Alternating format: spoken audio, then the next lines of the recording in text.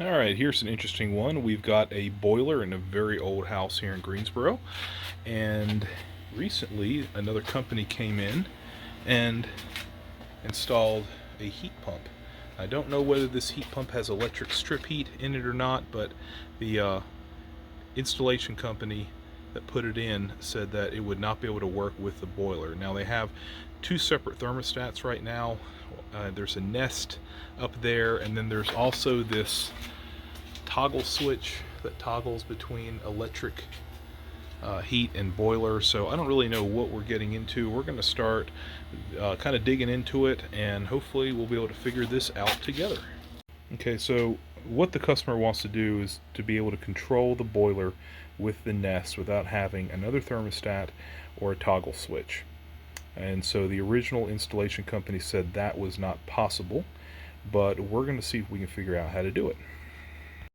Right here is our control line that gives our signal to our boiler, and as we see, it goes up to a relay that is, when it energizes, hopefully the boiler comes on. So I'm going to confirm that by jumping out the contacts of that relay and see if the boiler comes on. Right, so with the contacts this relay jumped out, the boiler did start. So we know that this relay is our starting relay or control relay to energize the sequence of operation for a boiler. So the secret's going to be trying to get that Nest thermostat to energize that relay. Okay, so we're going to follow the 24 volts that energizes that relay back and see where they go.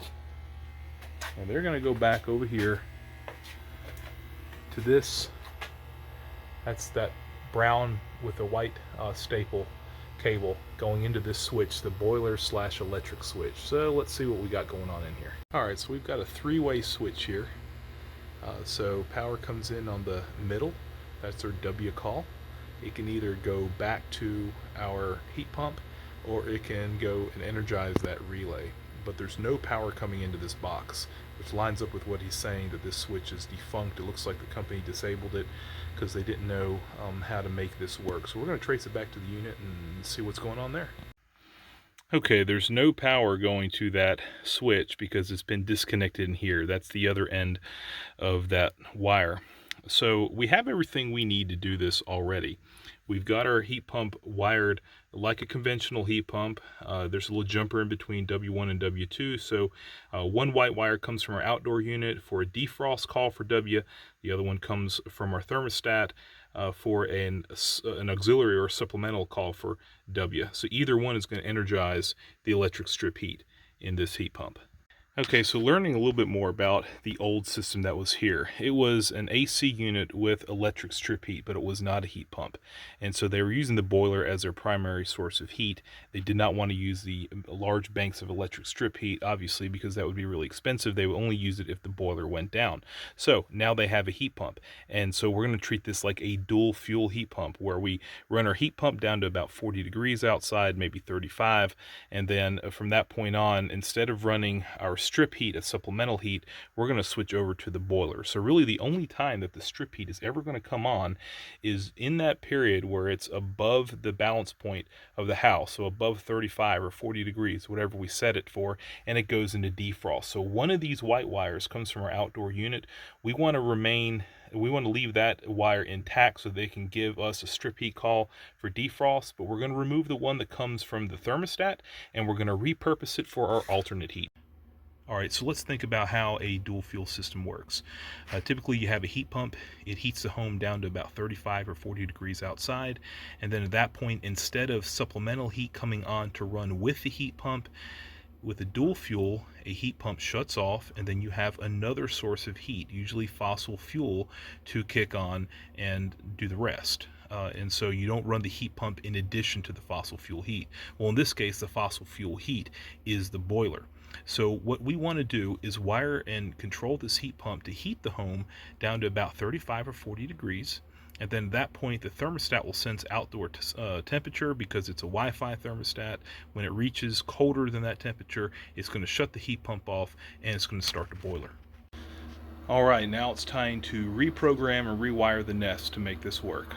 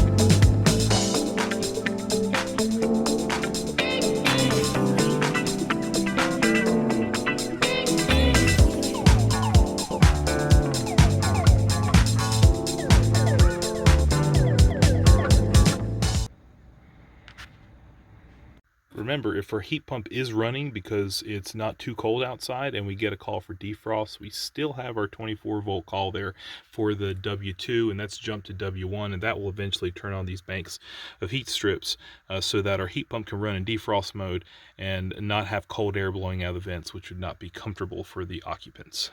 So coming back to this switch box here, there is no reason to have the switch anymore because the Nest is going to be doing all the thinking. So we're going to remove this switch, and essentially this box is going to just become a junction box. So we'll get a flat cover plate for it so the wires aren't exposed, and we'll wire up these wires together to make the junction. Okay, so it is too hot outside for the Nest to want to test the heat. Whenever it's over 85 degrees, Nest won't test the heat, and according to Nest, it's 90 degrees outside. So the only thing we can do to test how this is going to work is to use some jumper wire. So we're going to jump out R to W onto the thermostat to simulate a call for alternate heat, and we're going to watch this boiler come on.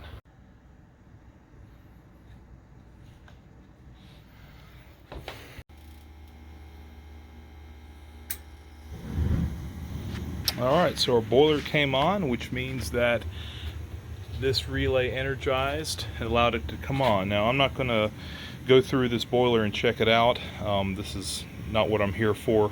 This is a customer that another company takes care of, so we're going to let them keep assuming responsibility for the boiler. All we did was change what device actually calls for the boiler, and it looks like our wiring scheme worked.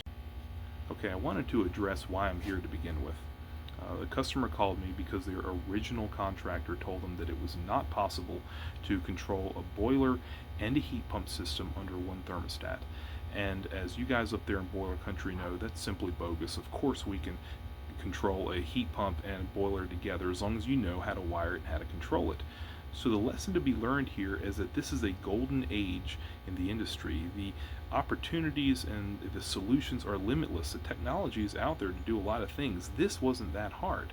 But unfortunately, there are some people that are kind of stuck in their old ways and they're not willing to learn new solutions. Boilers aren't that common here in North Carolina, so it's possible that the installing company just wasn't comfortable trying to find a solution, but the solution is out there. It's very easy. So which contractor do you want to be? Do you want to be the one that tells your customers that something's impossible, or are you going to be the one that does research and finds a solution? If you're the latter, then you're probably going to gain a lot of business.